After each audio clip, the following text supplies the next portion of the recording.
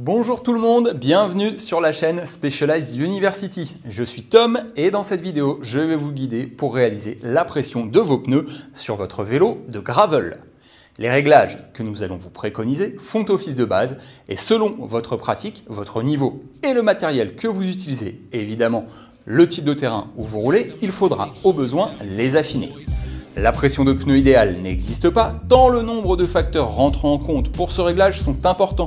Type de carcasse, dimension, largeur de jante, tubeless ou chambre à air, sans oublier bien sûr votre poids, tous ces paramètres sont à prendre en compte. Une chose est certaine en revanche, un pneu trop gonflé vous fera perdre en confort, en grippe et en motricité, là où à l'inverse, un pneu sous-gonflé vous fera perdre en rendement et augmentera vos risques de crevaison et ou de casse matérielle. C'est pour cette raison que chez Specialized, nous vous indiquons les pressions minimum et maximum à utiliser sur les flancs de tous nos pneus, ainsi que la pression maximum autorisée pour la jante sur laquelle le pneumatique est installé. Elles sont à respecter pour une bonne utilisation.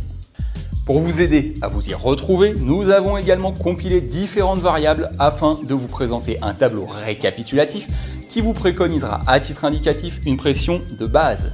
Ainsi, en vous référant à la largeur interne de vos jantes indiquée sur ces dernières, à vos sections ou largeur de pneus indiquées sur ces derniers, et enfin à votre tranche de poids, vous tomberez sur la pression que nous vous préconisons comme base de départ. Il ne vous reste plus qu'à gonfler vos pneus avec une pompe équipée d'un manomètre calibré. Vous retrouverez le lien du tableau des pressions dans la description sous la vidéo ou directement dans la section ressources du site www.specialized.com. Une fois vos pressions ajustées, il ne vous reste plus qu'à aller rouler. Maintenant que vous avez les bases, n'hésitez pas à ajuster vos pressions selon vos propres ressentis. Dégonflez votre pneu par tranche de 0 à bar, idéalement, si vous ressentez le besoin d'avoir un peu plus de confort ou d'adhérence. A l'inverse, gonflez un peu plus votre pneu, là encore à coup de 0 à bar, si vous désirez plus de rendement. Vous pouvez tout à fait rouler avec une pression légèrement inférieure dans le pneu avant pour optimiser le confort et un peu plus à l'arrière pour le rendement, toujours dans une optique de trouver le meilleur compromis. Attention, ne descendez pas plus bas et ne montez pas plus haut que les pressions recommandées pour les tranches de poids adjacentes à la vôtre, sous peine de perdre en performance. Par exemple, vous faites entre 60 et 70 kg, roulez avec une jante de 23 mm de largeur interne et un pneu de 38 mm de large, votre pression recommandée est de 3 bar 3. Ne descendez pas sous les 3 bars et ne montez pas au-dessus des 3 bar 6 signalés dans le tableau des pressions.